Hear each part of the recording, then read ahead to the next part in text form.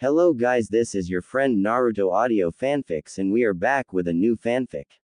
Which is what if Naruto discovered his true heritage early? Naruto times Hinata times Sakura times Ino times Tenten times Anko times Harem, Part 2. And if you enjoy this fanfic then please press the like button and subscribe to my channel for more fanfic like this. And now let's start the fanfic.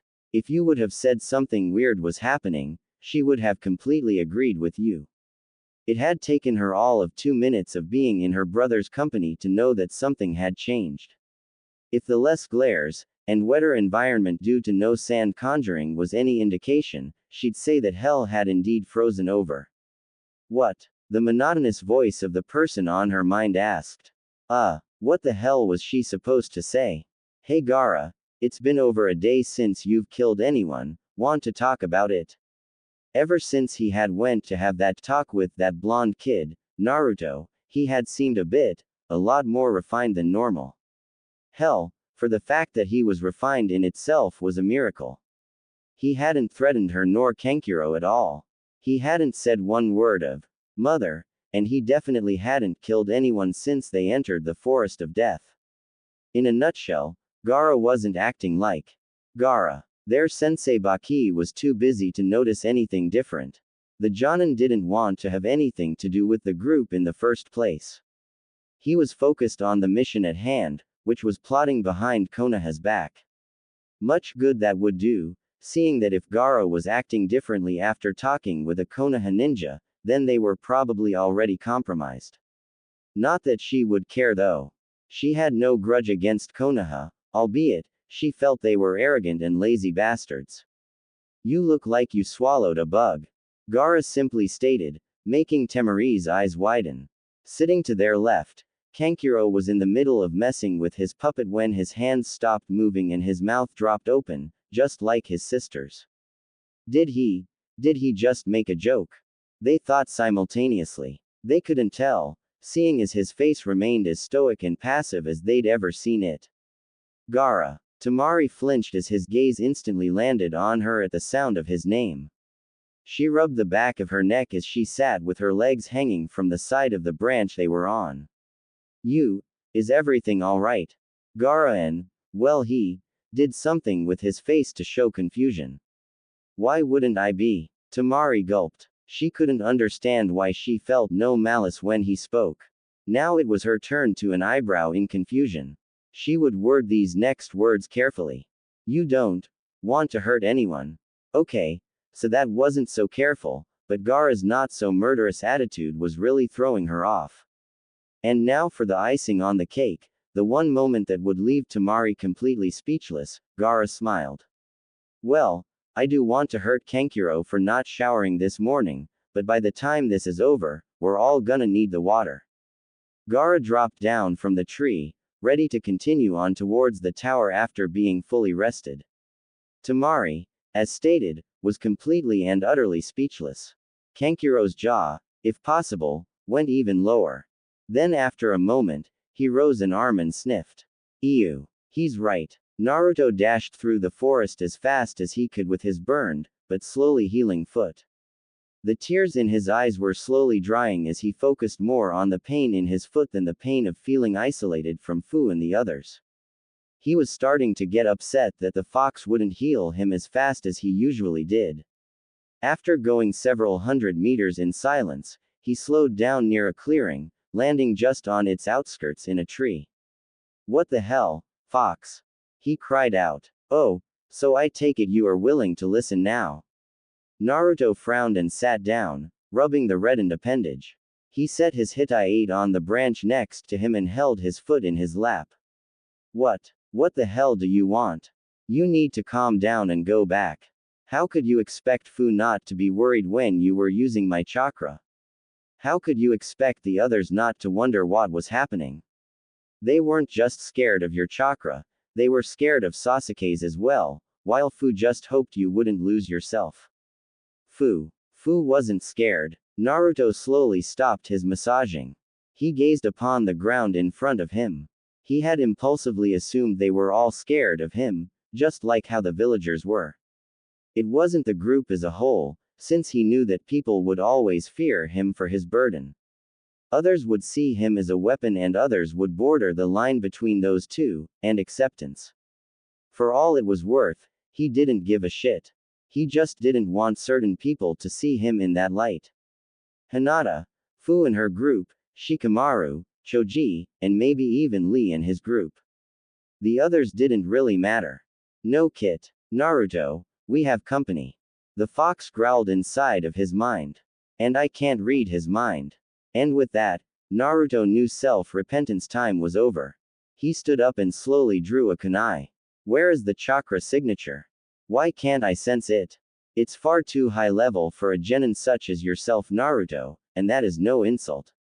Do not stay here. Even with my help, if you want to stay sane, you will die. Now Naruto was scared. No matter how strong he had become in those 2 days, no matter how much training and effort he had put in, if the fox said he would die even with his help, then he needed to go, and fast. Without even needing to sense it, Naruto had a feeling that he knew exactly what the chakra signature belonged to. Naruto. A female voice, though with a much more feminine undertone than he would have imagined, called to him from behind. He turned around to be met with the sight of a dispersing giant snake and an extremely worried-looking special jonin by the name of Anko. The young sensei landed right in front of the blonde, not even 2 inches from him, letting him get a view of her cleavage that most men would kill for. Anko-sensei. We need to. I know. Come on. Before he. Ah. How good of you to join me, Anko-chan, Naruto-kun. Shit. Both Naruto and Anko muttered. The bristling feeling of Naruto's hair standing on end was enough to let him know that he and Anko were in deep shit. Slowly turning around, Naruto came face to face with one of Konoha's biggest threats. Anko put a hand on Naruto's shoulder and squeezed slightly. Orochimaru. What an unpleasant surprise, she called, though Naruto could feel her hand shaking a bit. He looked up into her eyes and saw the swelling of different emotions. She was trying her hardest to stay calm and keep her emotions in check, however, the fear was evident. I'm hurt, Anko-chan. You didn't want to see me. The snake bastard slowly made his way to the center of the clearing. Naruto was almost frozen in fear as the man leaked killing intent. If it weren't for the Kyuubi unleashing its own for Naruto, he would have probably tried to commit suicide on the spot. The man folded his arms and smiled, showing Naruto exactly what the devil looked like. He's Orochimaru. Naruto breathed out. He couldn't believe it. He was nowhere near ready for something like this. Anko's gaze never left the Sannin as she formulated what to do. There was no way they'd be able to outrun him, and fighting him was no better. If they didn't get a miracle, and fast, they were going to die. What are you doing here? Why are you in the village? Anko called out. Orochimaru chuckled, sending shivers down the 2 younger nins' backs. This was definitely not good. They were losing the battle of wits. Orochimaru didn't answer right away. Instead, he looked directly into Naruto's eyes, freezing him in place. His snake-like eyes silently studied the ocean blue of the Jinchuriki, reading him like a book. Anko looked down at the boy, taking her eyes off of Orochimaru for the first time. Shit. Snap out of it, kid. She wanted to say, but couldn't find it in herself to do the same. I find it unsettling that the leaf leaves its security so lax during the Chunin exams. I'm just paying my contributions to this little fact. The old man has gotten soft over these years. How noble of you to point out our mistakes. Naruto called, surprising both Anko and Orochimaru. The special Jonin's stomach dropped lower, if possible, when she noticed Naruto's red irises and slit pupils. His voice was more guttural and held a darker edge than it did before. Always happy to oblige, Naruto-kun. I don't believe we have formally met, Kyuubi container. No, I don't believe we have. I've heard enough about you though. You were kicked out of the village for being a traitor, doing inhumane experiments under the Hokage's nose, and for just being an all-around weird son of a bitch. Naruto dropped down to the clearing right in front of the aging Sannin. Orochimaru's smirk faltered just a bit. You've done your research. I'm flattered. The honor is all mine. There's no end to how much I want to thank you for showing those pathetic villagers what fear truly was. I bow to you. Naruto knelt before Orochimaru, making Anko's mind completely halt. She watched the scene unfolding in front of her in disbelief and betrayal. Orochimaru gazed down at the kneeling blonde with as close a face of shock as he could show. Then his shock slowly turned to mirth as he began to chuckle. I wondered how the pariah would have grown up with such a burden inside of such a hostile territory. I guess my assumptions were not far off. You have already learned how to utilize the Kyuubi's chakra as well. Yes, I have. However, this is the extent of my power. Naruto spoke disdainfully. Orochimaru shook his head. Do you seek more power, Naruto-kun? Naruto, what the hell are you doing? Anko shouted, finally coming back to her senses. Naruto stood up and faced the woman. What does it look like? Did you really think I still held allegiance to this god-forsaken village? After all they've done to me. After every single last day going through strife, wondering if my own sensei would kill me when he got the chance. All of the backstabbing bullshit that I've grown with, what normal human could stay sane through that? Naruto chuckled. Hell, I still wonder why you of all people aren't just like me. Anko's heart skipped a beat. Naruto. She bit back tears at hearing that. All that time, had he been playing her and the Hokage? Had he known about the invasion just to lead them into a trap? What valid arguments, Naruto-kun? Yes, why don't you join us, Anko-chan? I'm sure that the accommodations of this village cannot be quite ideal. Orochimaru stepped past Naruto, facing Anko who still remained in the tree. Anko began sweating before drawing a kunai. I don't care what you say. Both of you, you'll die for this. She threw her kunai at Naruto in blind fury. Orochimaru made no move to stop the kunai, wanting to gauge the boy's strength. Naruto, expecting the move, simply reflected the kunai like he had done before the forest of death and then caught it. Forgive me, but may I handle this? She doesn't seem as compliant as I'd hope she'd be. Naruto held the kunais reversed-handed as he talked to Orochimaru. He smiled darkly up at the special Jonin. As you wish, Naruto-kun. But please be quick, and don't kill her. She can be of use to us. Capture her swiftly. Naruto nodded and blasted off of the ground towards Anko. The woman didn't get a chance to put her guard up as Naruto's form rocketed into her midsection and knocked them both backwards into the thick forest. Anko landed in a bush with Naruto landing right next to her. You traitor! She roared. However, when she noticed the extremely scared look on Naruto's face, she calmed down. Anko-chan, I won't be able to keep the facade going for much longer without having to actually go with that sick freak. I'm letting the Kyuubi temporarily have control of my speech and mannerisms, but I still can't fight him. I have a plan, but we're going to need to cooperate completely. Anko looked into his cerulean eyes and saw the many layers of anguish that he was going through. With the Kyuubi at its closest to having control of the boy, along with having to act like he was betraying the village, Naruto was going through a personal hell that she couldn't even fathom. If anything, the boy was showing what it took to be a real shinobi and utilizing the one element of the shinobi code that was needed to become an elite ninja: deception. However, to successfully fool a Sannin was going to take more than just deception. The fox's trickery was truly marvelous. Alright, Naruto. But please, be careful, she said as she grabbed his shirt. I want to have a chance to apologize to the brat for earlier, so get us out of here alive, fox. Haha, kid, I like her. When this is over, maybe you should try. No, fox. Naruto deadpanned, leaving the fox laughing his head off at the blushing blonde. Anko rose an eyebrow but said nothing. In the clearing, Orochimaru felt the fluctuating chakras and assumed a small scuffle had occurred. He would have gone to see for himself, however, he was on the boundaries of a certain other chakra that he couldn't stray too far from. So standing in mute silence, he contemplated how much of an asset the demon boy could be to his plans. He was an unseen variable that just so happened to play in his favor. But he wasn't stupid. Orochimaru trusted no one but himself, and maybe, just maybe, his right-hand man. The child would be an asset, yes, however, he knew nothing of the boy. His attention and focus had always been Sasuke. The power the boy had was still dormant, and remedial compared to that of his brother. But he was still an Uchiha, and his Sharingan was as good as any. Not that there were many to choose from in the first place. Now Naruto, that was a different story. He wouldn't dare try to take his body. The fox would reject or kill them both in seconds. He doubted that the seal on Naruto would allow him to attempt it anyway.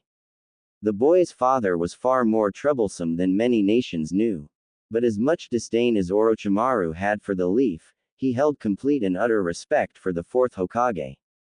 Sure, he wanted to kill the stupid bastard for becoming the Hokage when the title should have been his, but the power that he proved to hold over both the shinobi world and civilians was admirable. Orochimaru had been unable to do any of his experiments, and even Danzo's route had to be extremely cautious while the fourth was around. But that was off topic. Naruto himself seemed to be growing almost in a mindset that his father had. While his father wanted to protect Konoha, albeit with a no-nonsense attitude, Naruto seemed to want to be rid of it just as much. Ah, the Namikaze bloodline and their determination was truly a fascinating thing. Maybe if he let Naruto mate and breed with one of the girls he had under his wing, he'd be able to study the Namikaze line further. But that would have to wait, seeing that it all came back down to the fourth Hokage's seal. As long as Naruto had that seal, and the Kyuubi remained inside of him, the child was nearly invincible to Orochimaru. So it was better to let the bait hang while the biting was good. I have her, Lord Orochimaru. Naruto called as he came back into the clearing, looking a tad beat up but nothing bad, carrying Anko unconscious over his shoulder and tied with ninja wire. Excellent, Naruto-kun. You are indeed a skilled shinobi. Your talents will not be overlooked. Orochimaru walked over to the blonde, and Naruto knelt before him again. Now listen carefully, Naruto-kun. Until I can gauge your true loyalty, I'm going to have to do something that you're not going to like. Naruto tensed at that and the fox grew silent. Suddenly, Naruto's eyes shot up into the face of the Sannin as he slammed his fingers into Naruto's gut.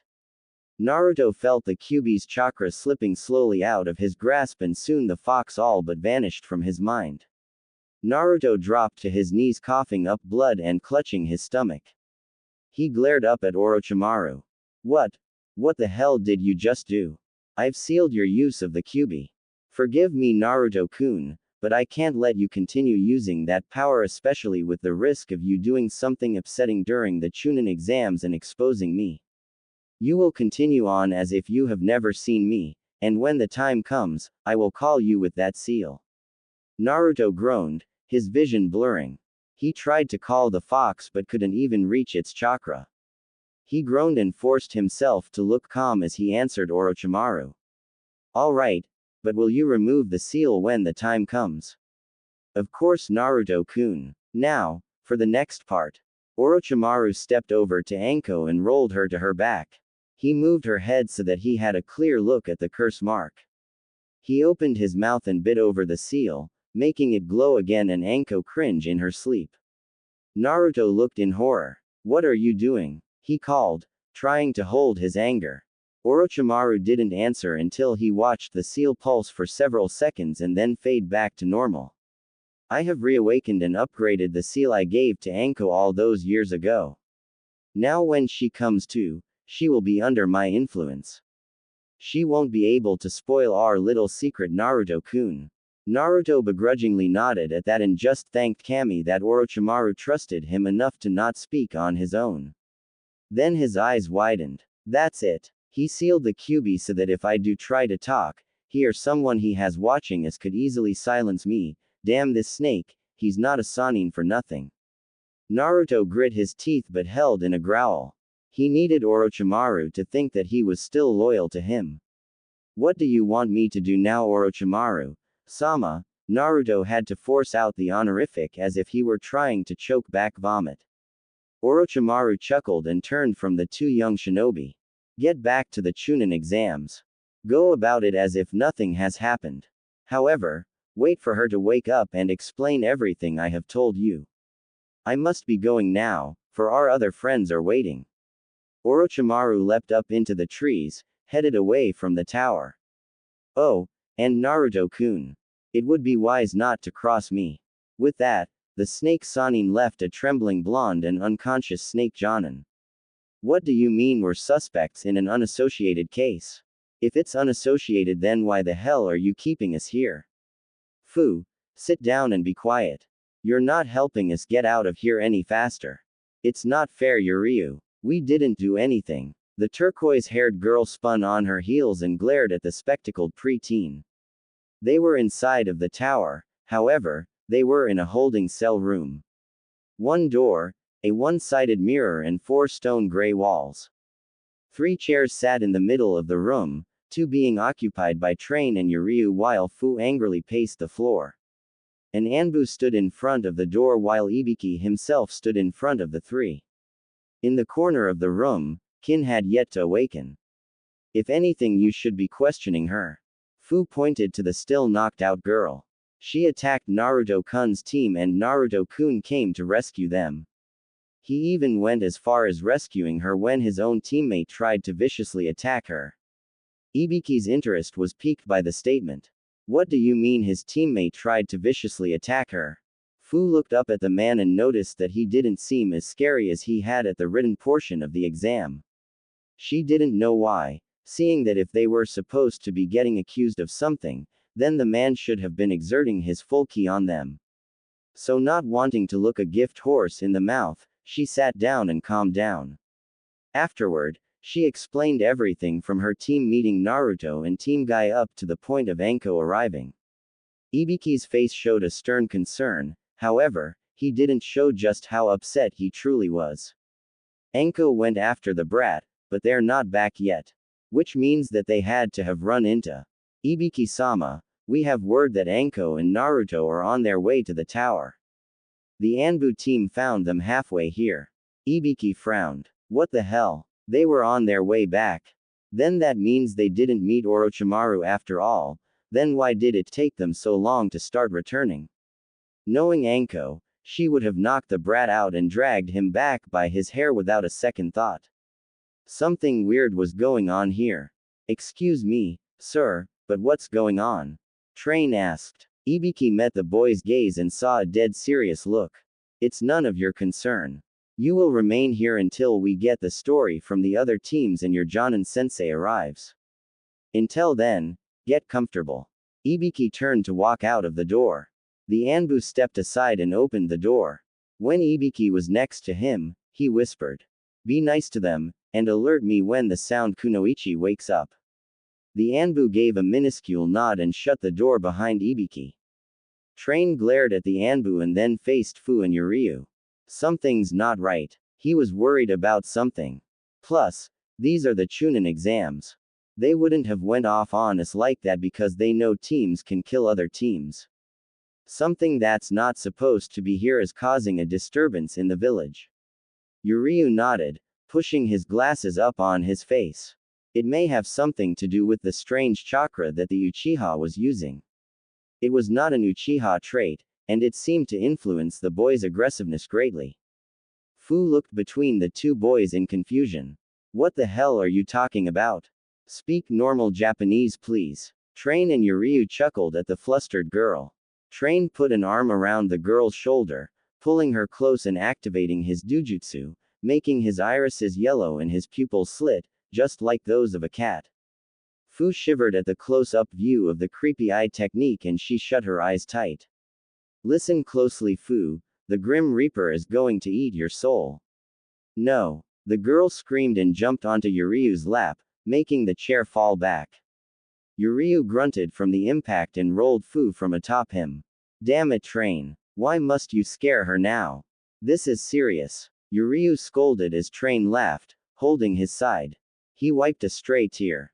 It's just too easy. Haha. His face froze however as he felt a sting in his side. Fu stood next to him, pouting but with the stinger still in his side. No. Sense of humor.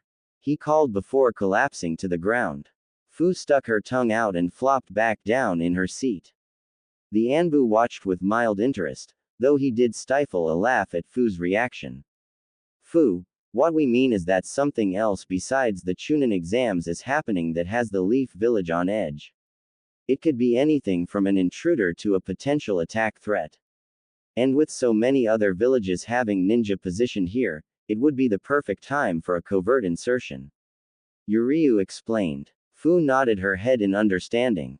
But who would dare attack the Leaf Village? The Leaf, Sand, and Rain villages are all allies. Kumo and Iwa are still scared of it as far as I know, and Otogakure was just created no more than a few months ago, right? Yes, but that is all face value. Yuryu continued. Our village has a standing peace with the Leaf because of the aid we received during the Great Shinobi War. And of course Kumo and Iwa are still afraid of the Leaf, but together, what's from stopping them from posing a jointed attack? Then you have Otogakure. It may have been created a few months ago, but it has grown at such a substantial rate, and no one knows who the cage is. How do we know that they aren't in league with each other? Fu frowned. But there aren't many teams from Iwa or Kumo here. Then you have the one team from Oto and several from Suna. We're the only team from AIM and we know our cage would never do anything like this. Which makes the biggest candidates Iwa and Kumo. It's not Iwa or Kumo. The two AIM nin glanced back at the now awake Kin who sat in the corner. You're up. What do you mean it's not Iwa or Kumo? Yuryu asked. Kin leaned up, tears in her eyes. She looked at the Anbu whom was preparing to turn around and go get Ibiki. I'll explain everything. The remainder of the Konoha 12, minus Naruto and Sasuke, all sat in an open, circular room of the tower. They were preemptively given scrolls and escorted to the tower, all having similar yet distant thoughts on their situation. The group sat in an awkward silence as they all had their thoughts. The Anbu hidden in the corners watched stoically as the students awaited their Jonin senseis. First up was Hinata, who sat Indian style in a meditative position with her eyes closed. She was obviously upset, and seemed tense, despite the calming position. Her thoughts were along the lines of Anko taking too long to get Naruto and hoping that they made it back soon. She was worried about the blonde, and wanted to know the full story of what had happened before they showed up. However, the solemn gazes throughout the group made the tension too much to bear and she stayed silent. Kiba sat next to Hinata, stroking Akamaru and thinking the same thing. He wasn't as worried for the blonde as Hinata was, but he was still worried. The scene they had come upon was indescribable, and with Kiba's limited brain span, there was no point in trying to make sense of it. All he knew was that something big had to be going down if the Anbu had to escort them to the tower.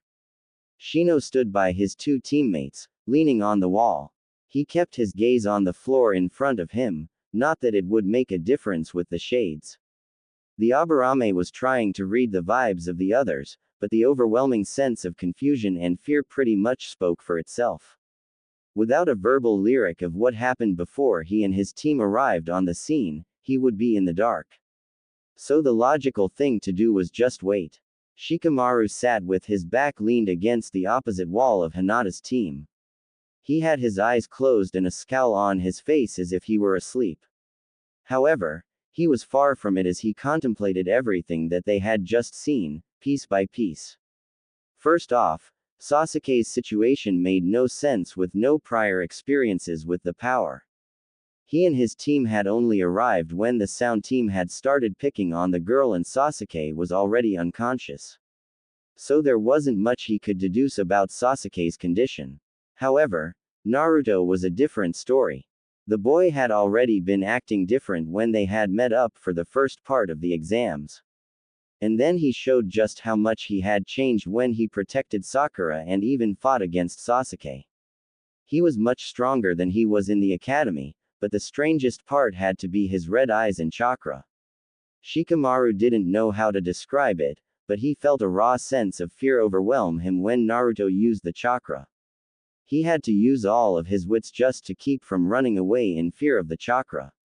Then you got the ambush showing up and now things really get confusing.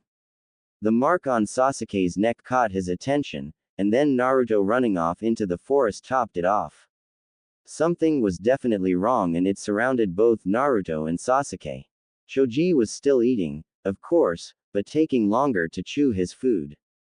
Probably something that everyone around him had felt. Fear was the main feeling on his mind. Though he wouldn't mindlessly run from Naruto, that chakra was pretty intimidating. All he wanted to do was ask Naruto what it was about, but that'd have to wait until he arrived. Ino sat with her legs pulled up to her chest, and eyes on the ground. She didn't know what she was feeling, trying to think of the Uchiha she had claimed to be in love with, but finding her mind drifting only to the fear she had of feeling Naruto's chakra and the fear of hearing just how bloodthirsty Sasuke had sounded. She was trying her hardest to remember what her father said to do in a situation like this, but for the life of her, she couldn't remember ever going over a situation like this. So with the only forefront facts being that she knew nothing of Naruto and Sasuke, and that both of them well surpassed her in her team's skills, she needed to reevaluate everything she had planned out for herself. She was going to slow down and start looking at things with a more open mind. But that was easier said than done. So as of now, Ino Yamanaka could not move toward the future. Neji's thoughts were plain and simple. Fate was working in overtime today, and only time would tell what the outcome would be. Tenten sat next to the standing Neji with a book on different short swords open in front of her. She was really worried about Naruto and Fu. When she looked into Naruto's eyes, her own fear of him was completely overshadowed by the pain that the boy looked to be in. She had wanted to run out to him and make him stop, or to at least help calm down the irrational Uchiha. But she had been cemented to her spot by the overwhelming chakras. There was nothing she could do. Then the Anbu took Fu and her team away when they hadn't done anything. The bun-haired girl just wanted this to be over with and hopefully, she'd be able to meet up with her newfound friends again. Lee was as quiet as he had ever been in his life. Leaning on the opposite side of Tenten from Neji, his gaze scanned the ground as he was lost in thought. He had been tracking Naruto's team in order to fight Sasuke, whom he had heard was the rookie of that year's graduating class. In his search, he had also found out that Naruto was the so-called dead last of that year's class. So his joy was sparked when he saw just how strong Naruto truly was, and his mind instantly made the connections that if the weakest person of that class was that strong, then surely Sasuke had to be something special. Lee sighed, shaking his head. That line of thinking disappointed even himself. He was the dead last of his own graduating class, and now here he was almost as strong as Neji. But that was only the first part of his falling mood that day. After following after Naruto and coming to the scene in the clearing, he was left speechless at Sasuke's attitude. To threaten to kill your own comrade was beyond unyouthful. It was downright criminal. As cold and distant as Neji was, he was still a team player, mostly. In the end, however, Lee was able to smile. As the optimist of the group, he had no choice but to think of what would happen if he was to face Naruto later on in the Chunin exams. So holding on to that one line of wishful thinking, Lee stood up a bit straighter, anticipating that time where he would be able to show off his most youthful skills. Sakura sat alone, in the farthest northern part of the room. She looked around at all of the sullen faces and couldn't help but feel down herself. Something was happening to her teammates and she was worried sick. First that weird snake guy attacked them, dressed as a grass nin, then he bit Sasuke and gave him a weird mark on his neck. Then when Naruto showed back up, he and Sasuke got into it, and with her limited fangirl attention span, it was obvious that Naruto had attacked Sasuke. Which she knew was a blatant lie. Thinking back on the confrontation, Naruto did get in Sasuke's way. However, it was Sasuke himself that threatened and attacked Naruto. As much as she didn't want to believe that, she had seen it with her own eyes. And now that the Anbu were involved, lying would get her into more trouble than she would want. So now it came down to getting Naruto in trouble, or Sasuke. A quick blush crossed the blossom-haired girl's face as she remembered how Naruto had come to her rescue. Where was her mind when she was talking to Fu if she could remember that now?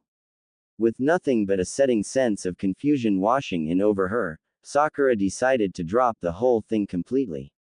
She was almost in the same position as Ino, however, there were just several things that she couldn't admit to the others, or to herself, and especially Naruto. The door to the circular room opened and all eyes drifted to the intruder. Ibiki stepped in and gazed around at all of the children before sighing and shutting the door behind him. He casually strode to the center of the room, returning the gazes of each and every one of the genin there. In the middle, he stayed silent for several seconds, gauging the looks of them all. While some were passive, most held loathing, likely due to the haste treatment they had gotten on entering the tower. But he was impressed that none of the children jumped up or shouted at him for an explanation. I take it you all are wondering what exactly is going on here, right? He spoke to drop a bit of the tension in the room, however, he kept his voice stern to let them know that he would not tolerate anything but the utmost respect. The several nods and grunts gave his answer. Then the girl that he identified as a Hyuga rose her hand. Ibiki acknowledged her. Anyo, sensei. Where is Naruto-kun and Mitarashi-sensei? Hinata asked. They are currently on their way here. Ibiki smiled, remembering that she was the girl in the classroom that had been talking to the blonde kid. It seemed even with her playing hard to get, she didn't want to lose the boy. Now before I answer any more of your questions, let me make this clear.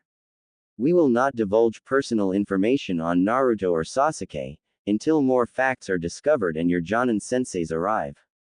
Even then, most of what you saw was classified, so you all will be leaving here with more questions than answers, is that understood?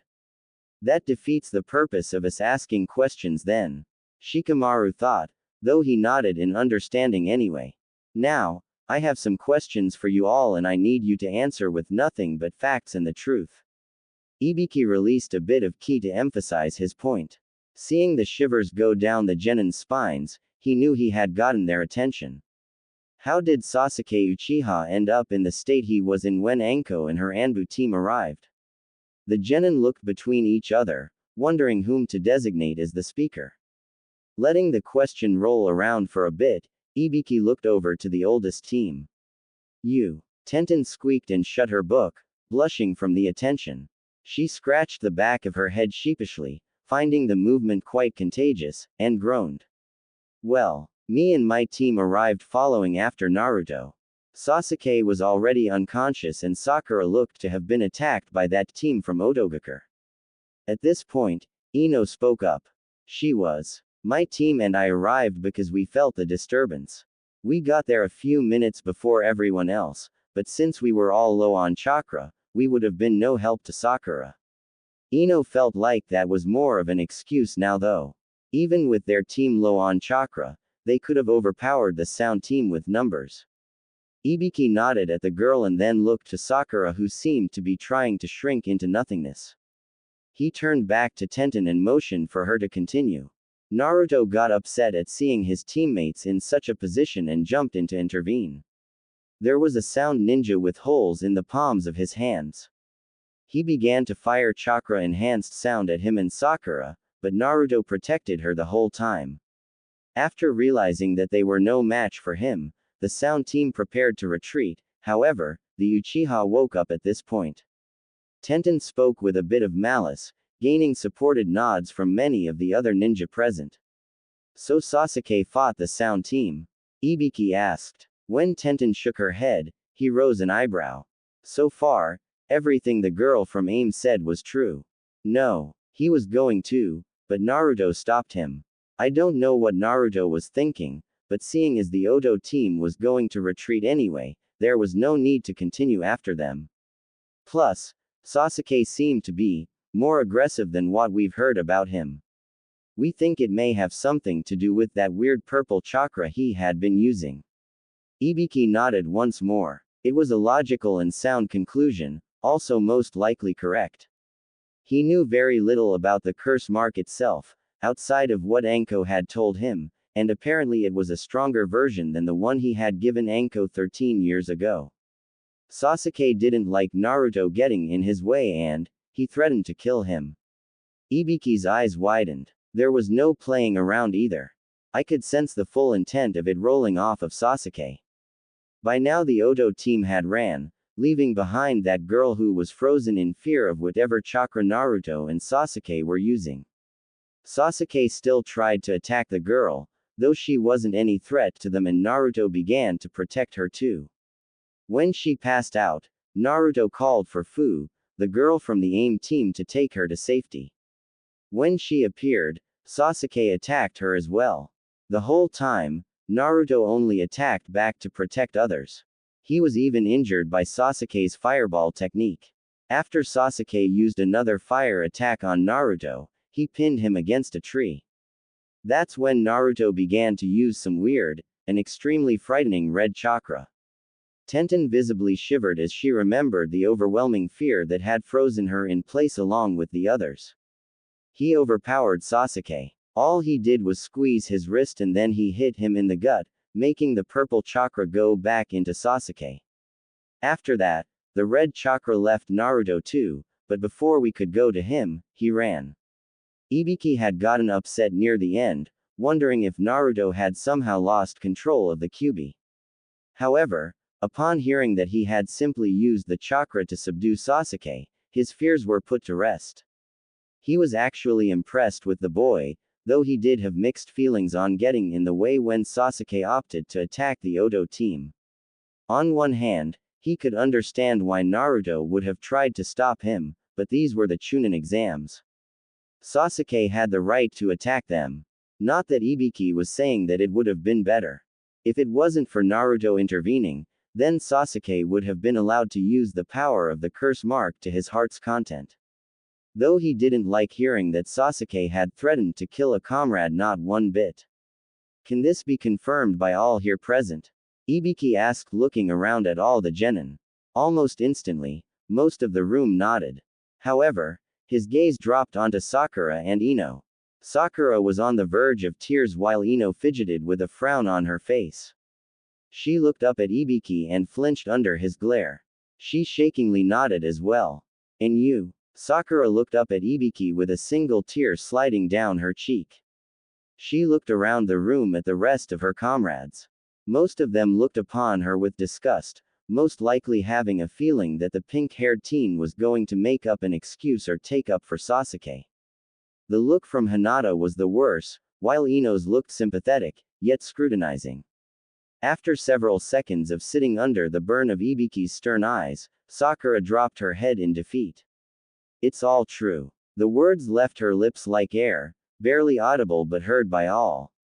The respectful nods her way were missed as her eyes were on the ground in front of her, tears hitting the stone floor from the now crying pre-teen. Ibiki showed no sympathy for the girl and found it almost pathetic that she cried at a moment like this. They were ninja, and making a choice as simple as this was child's play to what would happen on the field.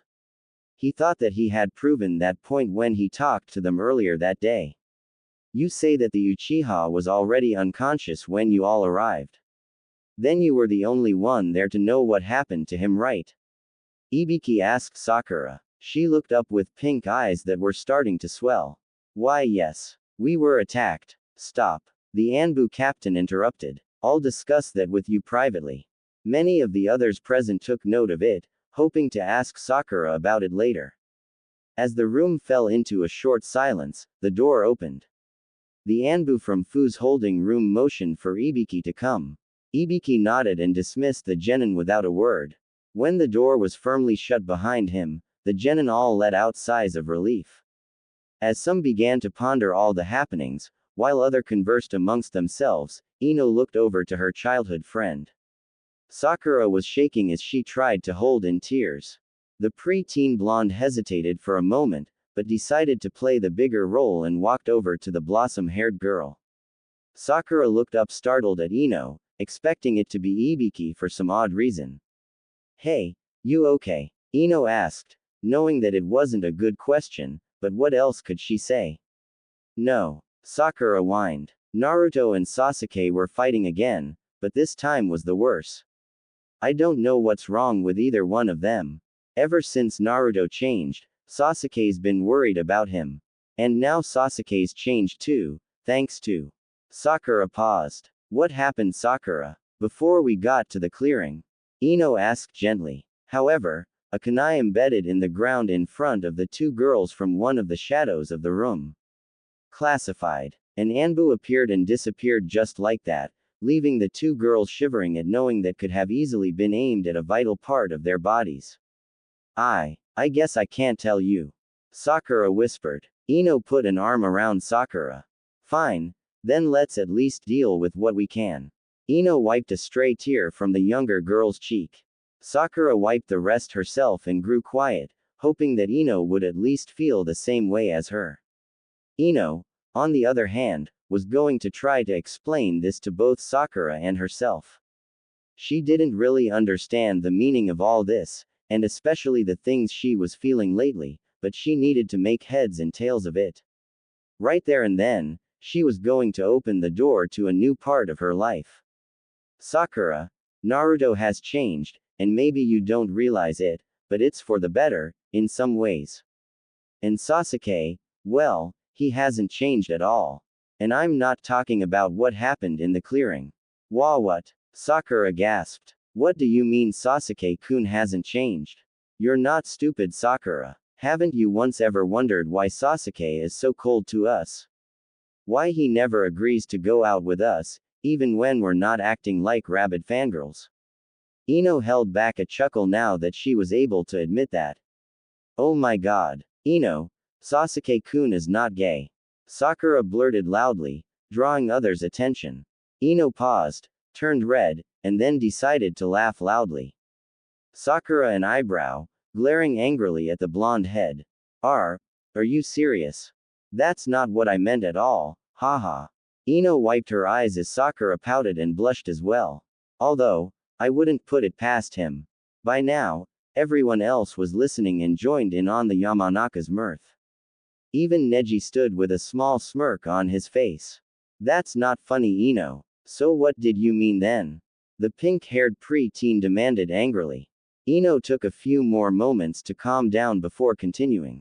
I meant that Sasuke isn't as great as you and I made him out to be in our imaginations. He's always been cold, and he acts like he doesn't want anything to do with us. You're on his team, so you spent more time with him, and you said it yourself. He's the same as he was in the academy, probably worse.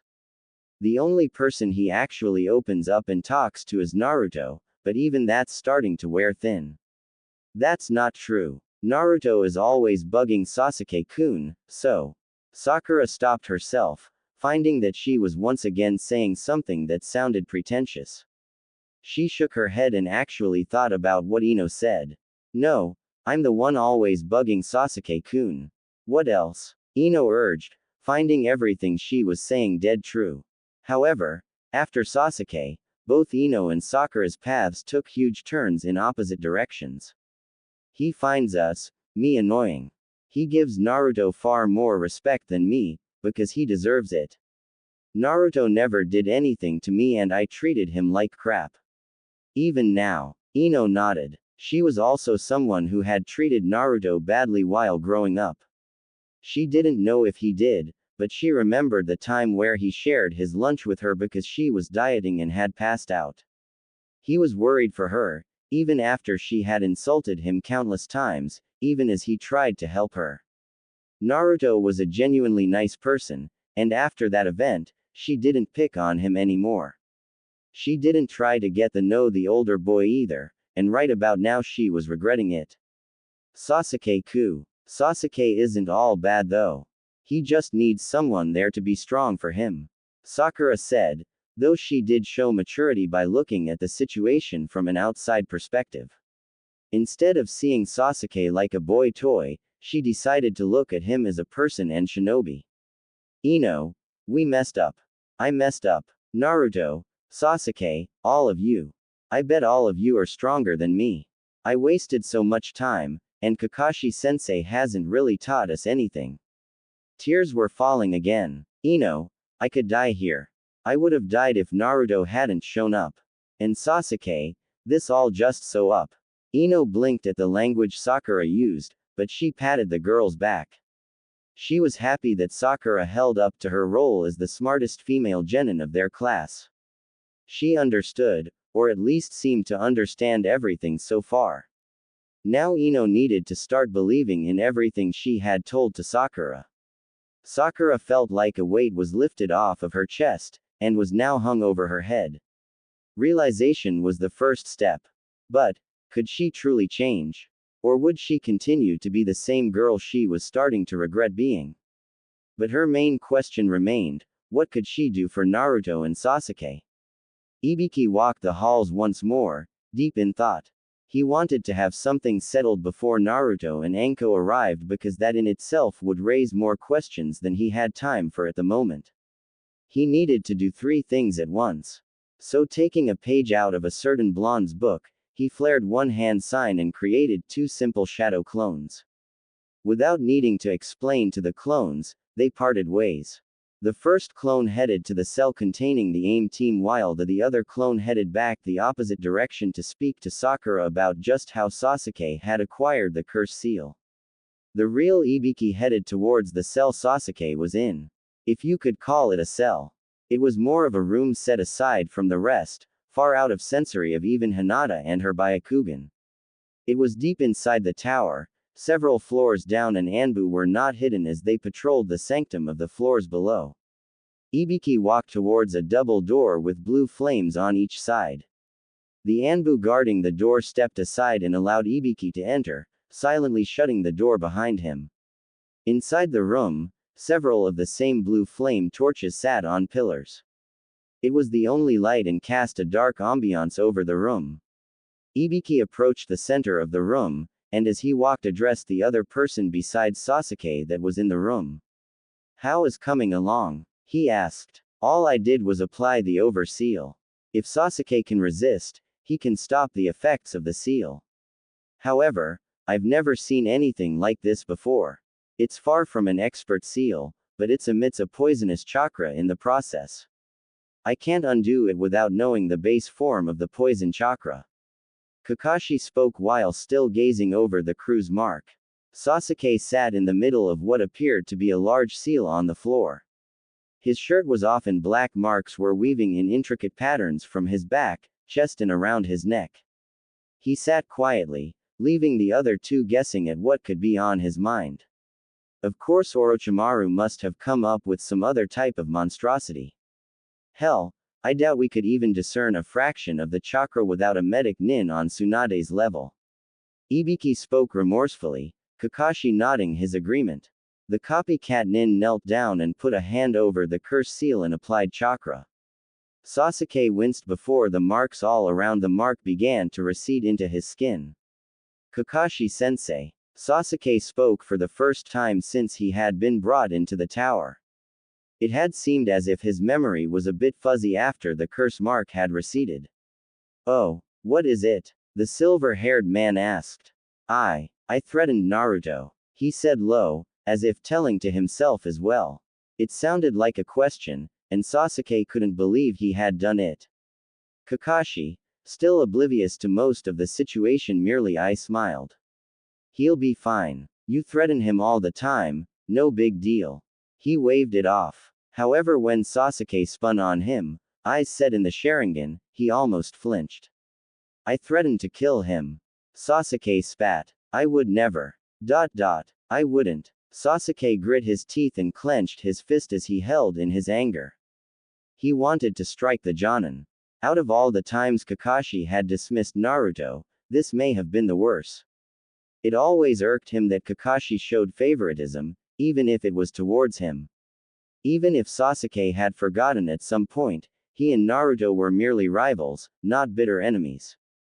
From the way Naruto was looking at Sasuke lately, they both had forgotten. But after his run-in with Orochimaru in the Forest of Death, he remembered what happened during their fight against Zabuza and Haku. We're supposed to protect each other. Kakashi glanced back at Ibiki, who said nothing and watched the scene play out. Kakashi sighed, knowing that he was won his own with this one. Sasuke, Naruto's bounced back from a lot worse. Don't worry yourself about it. Neither heard Ibiki sigh as Sasuke snapped on his sensei. Bounced back from worse. Bounced back from worse. Who the says that. Sasuke clenched his fist until they bled. You call yourself a sensei, but all you ever do is train me to use my Sharingan, and that's rarely. We haven't had a team assignment since we've come back from Wave Country, and that was last month. Me, Naruto, and Sakura barely see each other, and when we did go to train you always showed up late. What happened, Hatake? Weren't you the one preaching about how those who disobey the rules are trash, but those who abandon their comrades are worse than that? Sasuke groaned and clutched his neck with one hand, but he didn't let up on Kakashi, even with the worried look he was leveling. When Kakashi reached out to touch him, Sasuke roughly smacked his hand away. Now I tell you something that I can't even stand to remember and you say it's not a big deal. Fine then, Hatake, what if you threaten to kill someone you care about and have full intentions on doing just that? What if you would have succeeded if your sensei was a neglectful, perverted bastard? Sasuke's anger slowly began to fade. The pain from the curse mark and overseal putting too much strain on him to continue ranting. Sasuke. You, Kakashi, he said just above a whisper as he took several deep breaths. Where is Naruto? He asked Ibiki, completely dismissing the Jonin in front of him. He had nothing left to say to him. On his way to the tower. Ibiki answered. And did you admit to threatening Uzumaki Naruto? Sasuke flinched at Ibiki's cold tone. He looked down, not wanting to be reminded of that. Before he could answer yes, Kakashi stood up. Ibiki-san, you must know that the curse seal forces the will of Orochimaru upon the user. Stop it. Sasuke yelled out. Stop doing that. If I was Naruto, you wouldn't have tried to make an excuse. Sasuke, that's enough insubordination. Ibiki spoke much more calmly than the situation seemed to need. His gaze, however, made Sasuke cement his mouth shut, though he did continue to send glares towards his sensei. Ibiki looked right into Kakashi's eyes when he spoke. As your former Anbu captain, I'm highly and utterly disappointed and disgusted with what I just heard and witnessed. At the tone, Kakashi instantly dropped to one knee, his fist on the ground and head down. Forgive me, sensei. You know what you were taught, Kakashi. You had me and the fourth Hokage himself teach you. I don't understand how you could have turned out like this. Ibiki sighed once more, finding himself doing that a lot that day. As for the curse seal, from Anko's report, it does enforce a part of Orochimaru's will on the victim, however, it's only to strengthen their darker thoughts. If that person was to have a pure heart, it's theory that the curse seal wouldn't work. Sasuke's eyes dilated at that. So, that means. Ibiki nodded grimly, finally releasing a key that he had been building since speaking with Fu earlier. The two members of Team 7 seemed to shrink under the massive weight. Somewhere deep inside you, you truly wanted to kill Naruto. As the full circle began to slowly reach its end, Ibiki, the clone, found itself once again in the Omegakure team's holding cell. From what he heard, the Jonin senseis were just arriving. The Hokage would most likely be on his way as well, but to throw Orochimaru off, he would be the last to arrive. The clone frowned at the fact that it could still get a migraine even if it wasn't the original copy. When it entered the room, it paused, taking in the scene. Damn it, train. Leave them alone. Yuryu shouted from the wall on the left, right next to the door. Train stood on a chair, seeming to be taking a monster pose as he once again used his dujutsu. Looking to the corner, he found Fu and Kin huddled together, shivering under the gaze of the boy. What the hell is going on here? Ibiki boomed, startling Train and making him lose his balance on the chair. He tottered for several moments before the chair gave into vertigo and sent him tumbling backwards to the floor. Uchch. He whined and opened one eye to see an upside-down Ibiki. The Anbu head captain looked around when he heard a snicker. When he realized it was coming from the Anbu watching and guarding the room, he turned hard glares on them all, halting the laughs and instilling a moment of awkwardness. When he looked back into the room, all three Aim genin were sitting in their seats with their hands folded on their laps, and Kin sat next to Yuryu on the floor in the same position. If Ibiki didn't know any better, he would have sworn he could see angel halos over their heads. Sir, she's awake, Train said, sickeningly sweet-like. I can see that. The clone replied with a small growl. It rubbed the bridge of its nose in annoyance, though he had to admit the sight of Train toppling was quite comical. But this wasn't a moment to be joking around. I'm not going to beat around the bush. I have questions for you, and I want honest answers. If I believe you are lying, I will escort you to the T&I headquarters, and trust me, you don't want to go there. Kin nodded her head rapidly after paling at what Ibiki had just said. What was the condition of Uchiha Sasuke when you attacked his team? He was unconscious after receiving Orochimaru's curse seal. Kin blurted out without hesitation, getting shocked gazes from the AIM team. Orochimaru. The Orochimaru of the Sannin, Orochimaru. Train called in awe. So that's what that powerful chakra was. Fu mumbled to herself. Ibiki, for what he hoped would be the last time that day, sighed. He hadn't expected the girl to just come out and say it like that. If it weren't for the fact that he needed answers fast, he would have dismissed the Omegakure genin. However, he would just hold them in contempt with the information should they try to release it to the public. How do you know Orochimaru did it? Are you working for him? Yes, and no. Orochimaru is the cage of Otogakure, and now that I'm in your custody, I have no plans on returning to him. As far as he's concerned, I'm dead, or will be if he sees me again. He destroyed the orphanage I was staying in and kidnapped me and a lot of the other children as well. So that's why she's singing like a canary. Ibiki thought. He once again glanced at the AIM team to see them soaking up knowledge like sponges. He would need to question them once more to make sure what was being said did not leave that room. Is there anything else? Ibiki asked, his headache slowly going away as the girl was far more compliant than he expected. It made things so much more easier. Yes. Kin stated looking down. She began to go into detail about the upcoming invasion on Konohagakure that was supposed to take place within a month's time during the finals of the Chunin exams. She told them only what she herself knew, seeing as she wasn't important to the plan itself.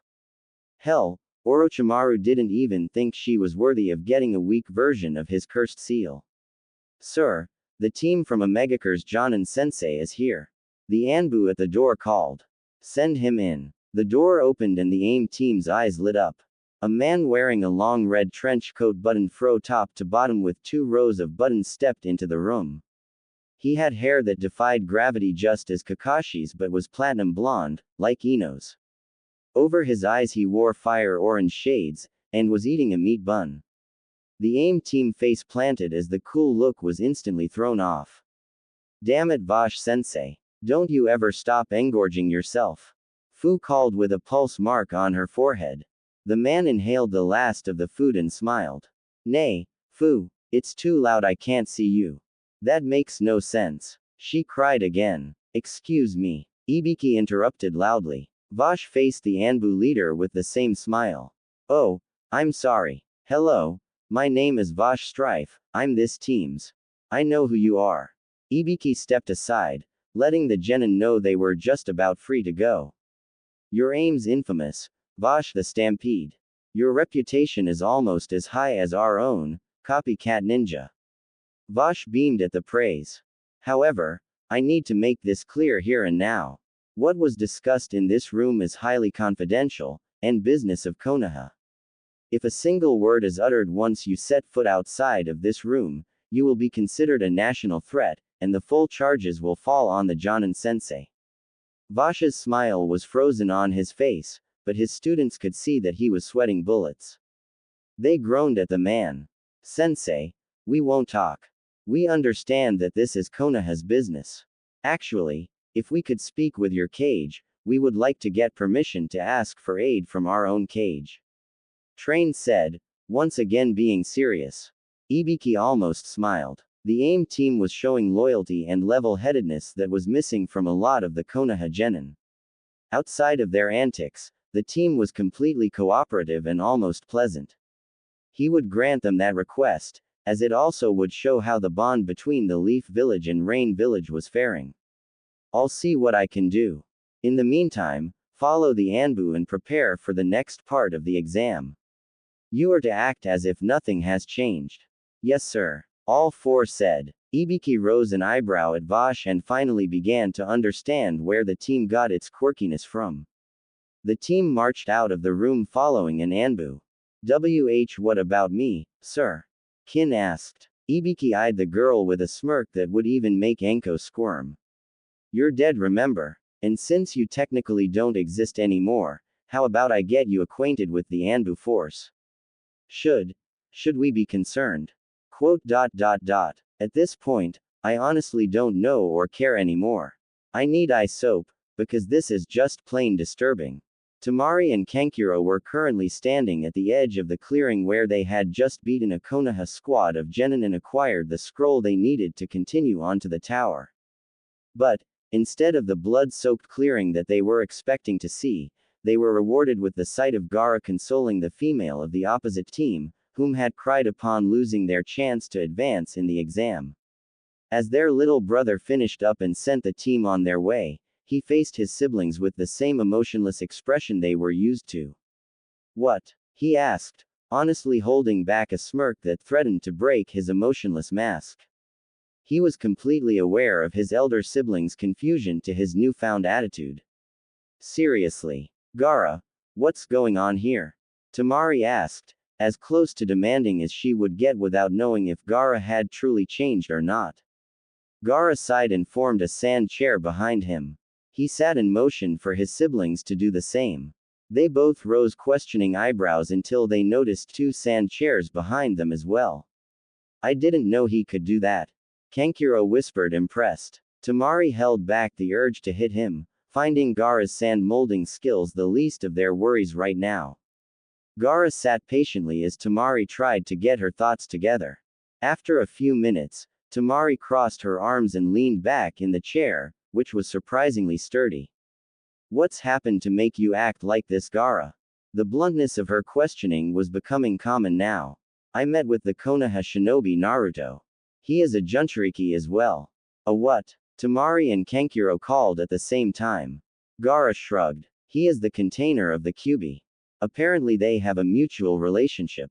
Naruto has gone through the same things as I, yet he hasn't given in to his inner demon. His courage and drive has shown me that I don't have to be a weapon for Suna. I can be my own person. Temari's gaze pierced into Gaara and held it for several seconds. Kankuro looked between the two, a bit disturbed by Temari's own courage to look their brother in the eyes like that. Then Tamari slowly stood up. She took 3 steps towards Gaara, never leaving his gaze. Kankuro sweated and put a hand on his puppet just in case. Gaara's fist unintentionally clenched suddenly. A flash of his childhood appeared in his mind for a split second. Thank Kami. Tamari cried and wrapped her arms around her little brother. Gaara's eyes widened and the sand around them shot up into the air. Kankuro jumped to his feet, unwrapping the puppet in less than a second. However, the sand froze in the air. Silence filled the clearing, yet Kankuro's heart thudded heavily in his chest. Tamari and Gaara were half concealed from his view by sand. As the wind blew, he realized he was holding his breath. Then the sand began to collapse back onto the ground. She means you no harm. The Ikibi said, a bit more of a feminine tone entering her voice. Gaara was still speechless at the action. Then Naruto's words echoed in his head. I bet your brother and sister worry for you all the time, even if you can't tell. I'm not saying it's going to be easy, but if you don't try it will never happen. Tamari. Kankuro. I'm sorry, for everything. Gaara spoke as he wrapped his arms around Tamari too. Kankuro relaxed his grip and let out a relieved sigh. It's alright, Gaara. It was always alright. You never asked for this. Tamari was crying, her grip only growing on her little brother. You You never blamed me. Gaara took a step back from Tamari. The sandy blonde wiped her eyes and smiled. Of course not. It could have been either one of us if we would have been born in your position. Tamari's smile was new to Gaara. It was bright, and most definitely something he wasn't used to seeing. Even more, it was directed at him. His sister was smiling at him. He flinched as he felt a hand on his shoulder. If mother never hated you, why would we? Kankuro added. Now Gaara was really astounded. But, father said mother hated me. Tamari and Kankuro paused. He said what? The smile that was on Tamari's face fell instantly. Kankuro cracked his knuckles. I knew he was a bastard, but to tell Gaara that. We need to go see father. Tamari called. No, we can't, not yet. Gaara said, eyes pleading. I've already alerted Konoha of the invasion. Naruto plans to let everything seem like they're normal so that father and Orochimaru won't get suspicious. We have to continue on as if nothing has changed. The entire situation was almost overwhelming for the older Sand siblings. Everything they had prepared for was gone out the window. But seeing Gaara act normal was a bigger conundrum, one that was gladly welcomed. Though they didn't, they felt as if they had a decent enough grasp on the situation to go with the flow.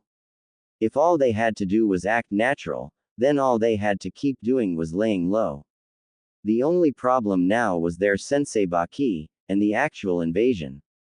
It may have been a month away, but they would need to plan. We can still act normal, but we do need to meet this Naruto person. Tamari said, not realizing both Gaara and Kankuro had been staring at her in confusion.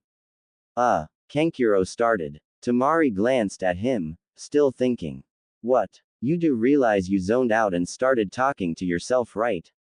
Saying stuff like everything going out the window, Gaara acting normal, going with the flow, we thought you had started narrating or something.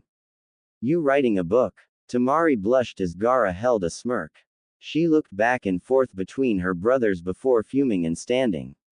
Oh, screw you guys. I'm trying to figure out what we're going to do. What? Like you narrated. All we have to do is act natural. Gaara teased. Sand shot up as Tamari tried to bring her fist down on Gaara's head. Damn it. I liked you better when you didn't talk. She called, continuing to rain down punches on the sand shield. Gaara looked at Kankuro. Has she always been this violent? Trust me, this isn't as bad as that time of month. The punches suddenly stopped. Kankuro realized a second too late that the statement he just made would be his last for the day. You can go to hell. Tamari called, bringing around the oversized fan with force begetting Tsunade. Kankuro's body soared over the trees and out of the clearing. Gaara looked in amazement at the distance and air his brother got. When Tamari's enraged glare landed on him, he formed a sand shield over his entire body except for his face. Should we check on him? Gaara asked. Tamari shrugged. He'll be awake by tomorrow.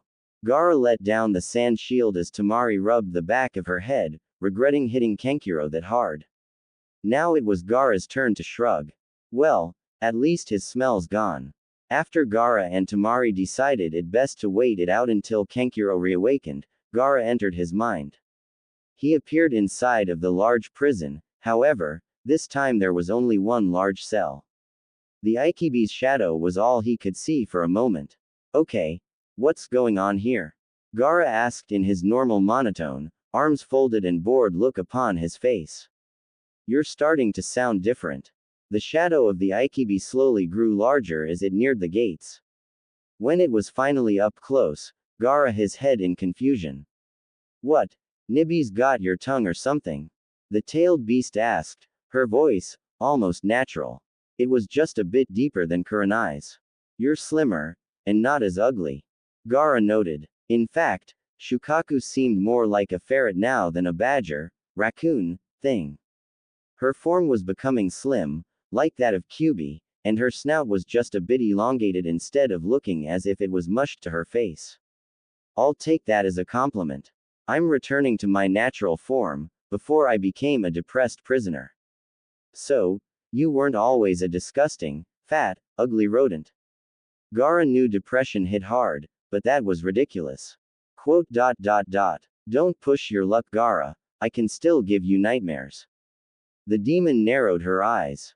Gaara humbled himself for the moment. The large demon laid down, her slimming new figure making no sound as she moved. If this is the real you, then why did the Kyuubi and Hachibi bully you all the time? Gaara asked, genuinely interested in anything that made the Ikibi's life miserable. More ammo for him to use against her. I'm the one tail, the weakest of the tailed beast.